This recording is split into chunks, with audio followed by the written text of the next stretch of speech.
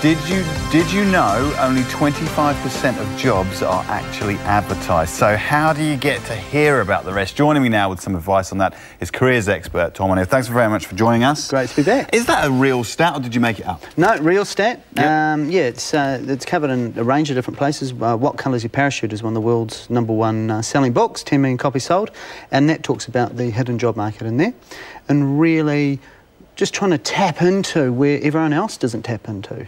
Right, because I've got some friends that are employers, and I think this is a very Kiwi thing, very New Zealand thing. They'd rather employ a friend of a friend or someone that they know, because that comes with a bigger endorsement, than a cold CV. Yeah, it's about trust. I mean, if you're an employer and you've got a friend, sorry, not a friend, a colleague who works for you, there's a level of trust there. Now, if that person has a friend, there's almost a dotted line level of trust between you and that friend. And so in that way, that person's spoken for, if you want to use a mafia term. They're a made guy. Yeah, that's exactly right. And because it's about trust, and that trust is established to some degree with that other relationship. So, I mean, aside from networking and having a broad group of friends, what can you actually do to tap into this hidden market, this hidden job market? Of course, find out what, think about what can I offer. So if you're an HR person or an administrator or an accountant or whatever, think of the top 3 things that you've achieved. I've set up some systems, put some processes in place, that sort of stuff. Then just get on the phone, email, and just contact local organisations, local businesses, local companies. Target the top 10 businesses you've ever wanted to work for.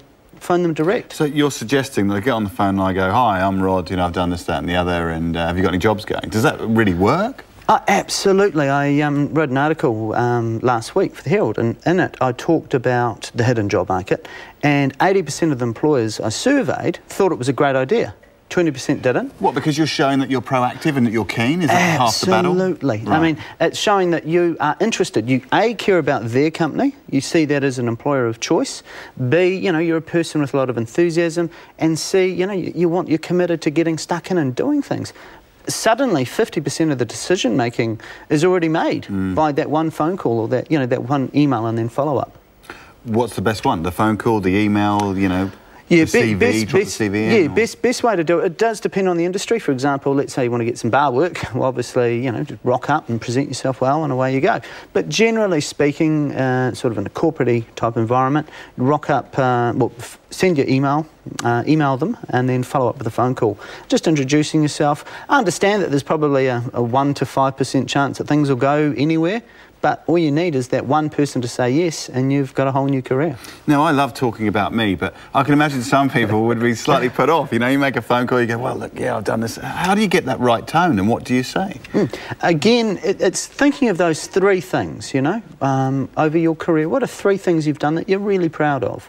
That should give you some confidence to be able to then start making some of these phone calls, or at the very least, sending out an email. An email is not going to, you're not going to get a massive rejection, someone phone you up and going, "I'm too busy," if you send an email. So send out an email and then just see where it goes. Is it a good idea to know quite a bit about the company that you you want to work for, or you want to work with? So you give them a call and you say, "Look, these are the 3 things I can do.